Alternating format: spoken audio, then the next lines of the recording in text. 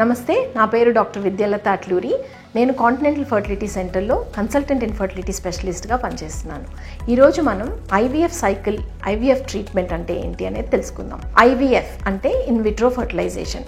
సాధారణ వాడుక భాషలో దీన్ని టెస్ట్ ట్యూబ్ బేబీ ట్రీట్మెంట్ అని అంటారు. సహజంగా మహిళల్లో ప్రతి నెల ఒక అండం ఉత్పత్తి అవుతుంది. ఈ ఐవీఎఫ్ ట్రీట్మెంట్ సైకిల్లో ఎక్కువ అండాలు ఉత్పత్తి అయ్యేలా 8 నుంచి 12 రోజులు వరకు ప్రతిరోజు హార్మోన్ ఇంజెక్షన్స్ ఇవ్వడం జరుగుతుంది. ఈ అండాలు పెరుగుతున్నాయా లేదా అని తెలుసుకోవడానికి 2 లేదా 3 అల్ట్రాసౌండ్ స్కాన్స్ చేయడం జరుగుతుంది. ఈ తర్వాత అండాల సేకరణ అనేది జరుగుతుంది. ఈ అండాల సేకరణ ప్రక్రియ అనేది మత్తు మందు ఇచ్చి సన్నని సూది ద్వారా స్కాన్ సహకారంతో యోని మార్గం ద్వారా అండాశయాల నుంచి అండాలను సేకరించడం జరుగుతుంది.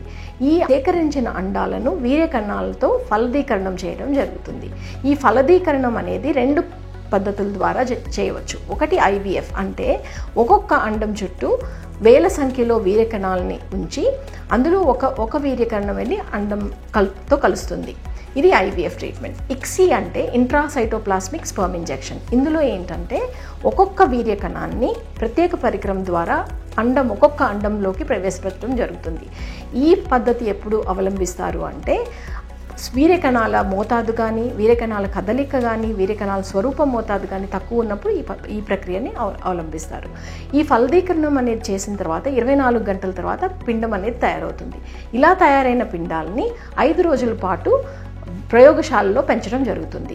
ఈ తయారైన పిండాలలో 1 లేదా 2 అత్యుత్తమైన ప్రమాణాలు కలిగిన పిండాలను తీసుకుని ఒక సన్నని గొట్టం ద్వారా యోని మార్గంలో గర్భాశయంలోకి ప్రవేశపెట్టడం జరుగుతుంది. ఈ ప్రక్రియని ఎంబ్రియో ట్రాన్స్ఫర్ అని అంటారు. ఇది జరిగిన తర్వాత 2 వారాల తర్వాత గర్భనిర్ధారణ టెస్ట్ ద్వారా మనకి ఈ చికిత్స అనేది సఫలీకృతం అయిందా లేదా తెలుస్తుంది.